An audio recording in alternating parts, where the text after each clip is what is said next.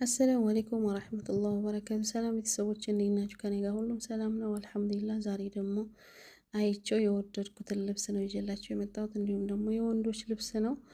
በጣም ነው የሚገርመው። እውነት የገረመኝ ነገር ምንድነው? ዋጋው ነው የልብሱ ዋጋ ነው። ልብሱን አይቼ ዋጋው ጋር ምንም አይገናኝልኝ ብሏን። ቢሆንም ደግሞ ደስ ብሎኛል። እኔ ከዋጋው መወደድ ምን አለኝ? እኔ እውነት የምሬን ነው።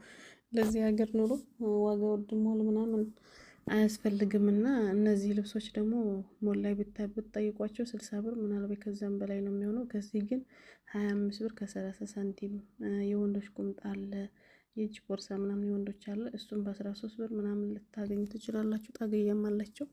ምን የሌለ ነገር አለ። እውነት ቪዲዮ ሰራላችኋለሁ። በጣም የሚያማምር ነገር ነው ያላቸው፣ ግን በ25 ብር ከ30 ሳንቲም ሪያል ማለት ነው።